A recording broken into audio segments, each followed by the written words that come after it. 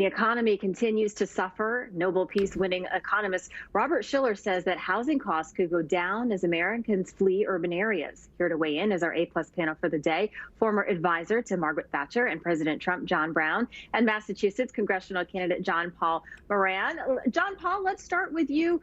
Does this surprise you that housing costs are going down in these big cities? No, it doesn't. It doesn't at all. In fact, I own a few properties, and I'm seeing the effect. It's harder to rent, and there's downward pressure on lease pricing, which is terrible because the banks aren't lowering their bills to me, right? The mortgages are the same, the taxes are going up, so it's really putting a squeeze on people that own properties, and it's a domino effect everywhere. So it's pretty horrendous. Yeah, John, I'll come to you here because obviously we saw in the aftermath of the 2008 financial crisis, obviously it was in many ways a trickle-down effect on where the liquidity problems on Wall Street basically took a battering ram to Main Street. Now I think we could be looking at a trickle-up effect where people on Main Street not having access to capital and liquidity could wreak havoc for people in all across the economy. Yes, you're absolutely right. As Paul said, there's going to be a tsunami of debt and mortgage defaults as well as the rentals falling off, and that's the cause. And of course, that's going to be a great strain on the banks. Meanwhile, of course, the Fed is keeping the thing alive, stoking it up by keeping the stock markets high, which creates a wealth effect. So people still marginally go on spending. But we've really had three massive blows. One is the COVID lockdown, and the other is, of course, the Marxist rioting in the streets, and then we've got the uncertainty of a vital election. And so people are worried, people are concerned, let alone not having the money in their bills.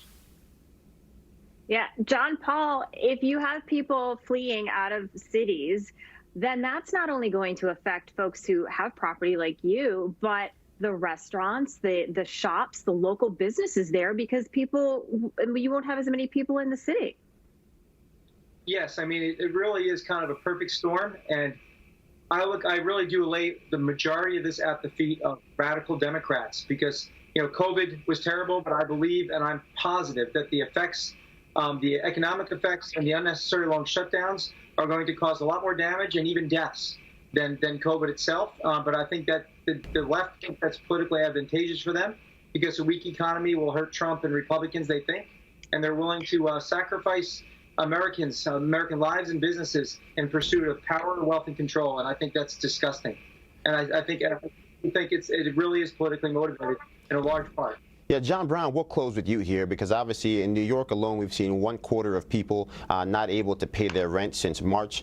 We've got over 100,000 businesses nationwide that have closed their doors forever. We're talking about the ravaged black businesses here in Harlem, USA, which is a microcosm for black communities as a whole. What do you think are the indicators that we should be looking at as we get deeper and deeper into this post-COVID-19 economy?